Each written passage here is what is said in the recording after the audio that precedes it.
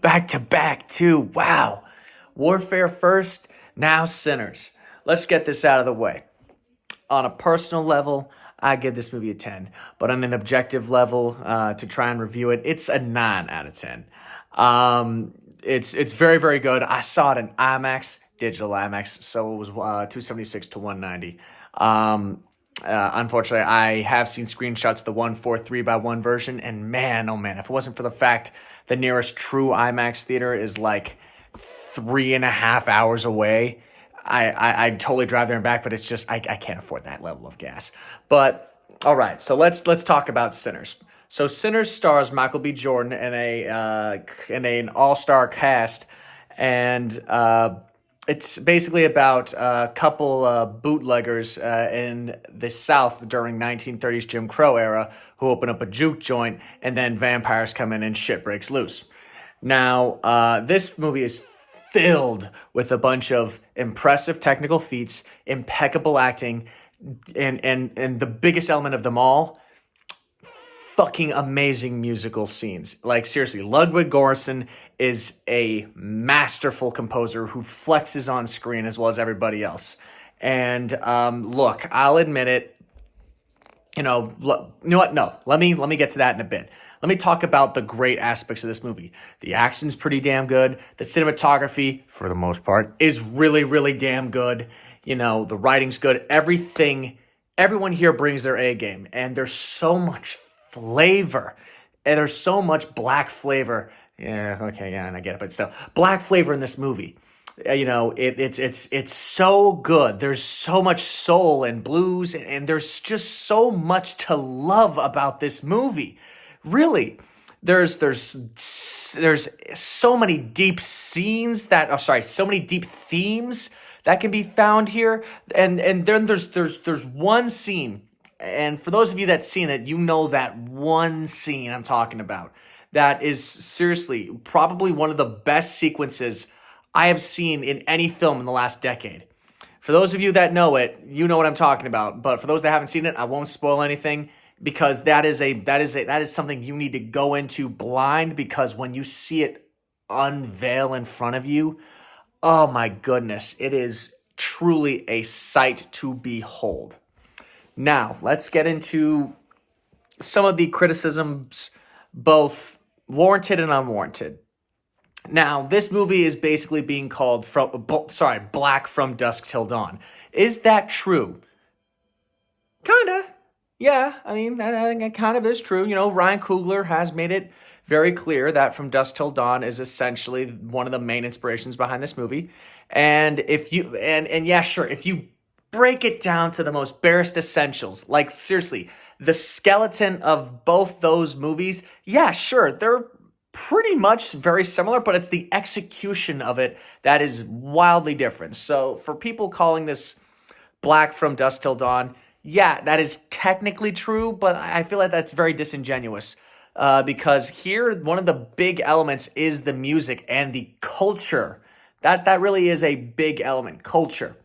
And I think that to basically tear it down to something, let me just turn up the brightness. There we go. Now my eyes pop. To really just tear it down that way, you know, as some sort of gotcha criticism, I think is absolutely disingenuous, and you shouldn't really listen to something like that. However, if you like From Dusk Till Dawn, oh, that's too bright. There we go. Well, wait. Much better. If you liked or even loved From Dusk Till Dawn, you're gonna love this movie. You're really, really gonna. And honestly, now we get into the legitimate criticisms. You see, this movie's cinematography is almost perfect. Unfortunately, there are certain scenes that aren't color corrected correctly. It's very, very small, but if you notice in between some scenes, sometimes the lighting and even the shading just doesn't add up properly, and that's probably because they shot down in the South where the weather is fucking unpredictable at times. Hell, I went to Charleston for a week not even a week, but it was just, you essentially, 1 minute it can be cloudy, another minute it can be sunny, another minute it can be storming, and the other minute it can be dry as a beach. So you probably are dealing with uneven weather and uneven lighting. But it really bugs me, because you have some of the best cinematography that I've ever seen with that one sequence that you know what I'm talking about. And then others, it's like, really, you couldn't spend another couple of minutes trying to wait for the sun to come out. And then, of course, there's the noticeability with the aspect ratio changing. You see, this movie is shot in essentially two or three, no, two, but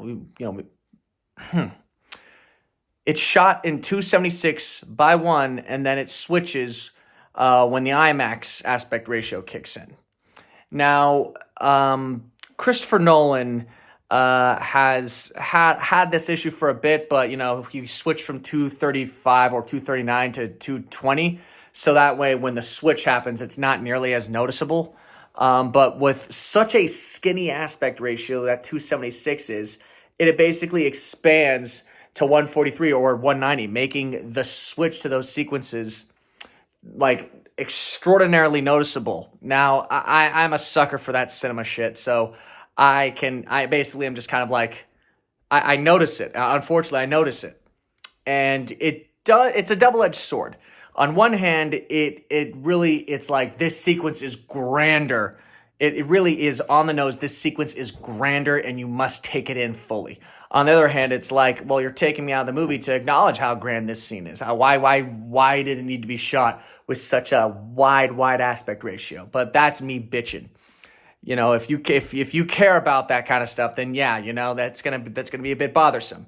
But that's not really, why I bring the score down. In terms of the objectiveness that I try to, take a look at through the lens of movies.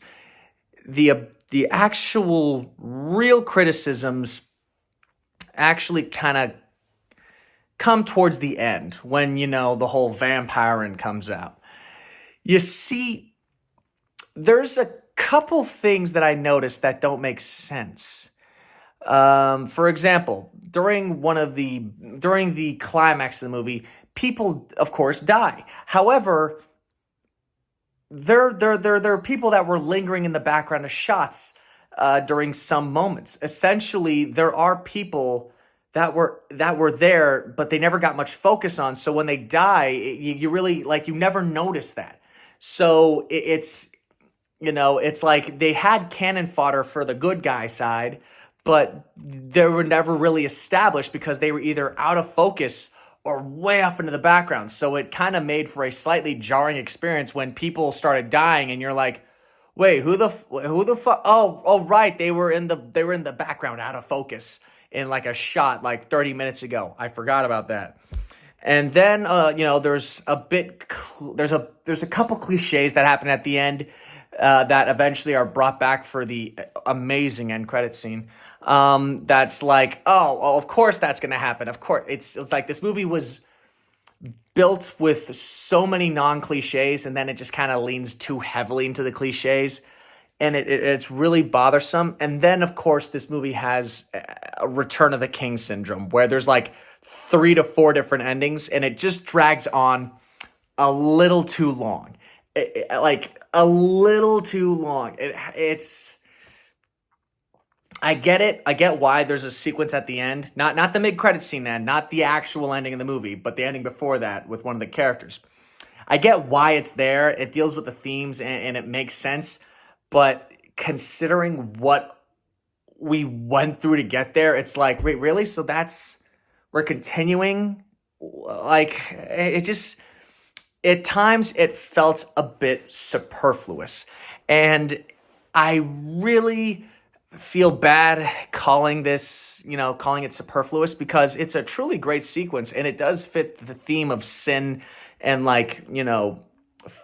trying to find our soul and where our soul lies.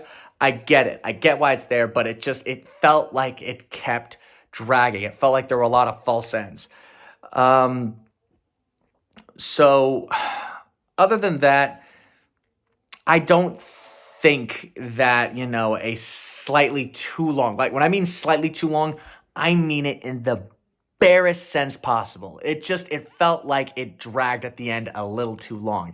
So that can easily be forgiven because the experience that we get with the music, the culture, the acting, the technicality of it all, it is worth the price of admission. It is worth slogging through maybe 5 extra useless minutes that are not really needed. It is worth the bread and butter that was made with this movie. It's worth, the price of admission. It's a full price, it's a full price ticket that you should pay. You should see it in IMAX. You should support a movie like this. This is an original movie made from a very talented director who clearly had a story he wanted to tell and basically has worked from the indie scene to a big blockbuster like this. He deserves your money. And I don't like saying that lightly, but I will. This is a movie that deserves your money, that needs your money. And honestly, I could not be more happy that a movie that I test screened for, that I saw months ago, is getting the love and recognition that it deserves, because I have been waiting for this movie to release in the state that it is, because I love it. I love this movie. This is truly one of the best original movies that I've seen in a while, made by a director that is so talented. This is a movie that deserves to be seen. And it should be an aspiring thing, not just for Black filmmakers, but for all filmmakers. This is a guy that started from the bottom, now he's here. He worked hard, and it pays off with the skill sets that he's learned and with the execution of an idea that he very clearly had a passion about. Now, I hope one day I get the chance to even get behind a camera to make something like that, because originality and true artistic vision backed by a major studio, Warner Brothers of all things, they basically are now what Sony was from like 2014 to 2017.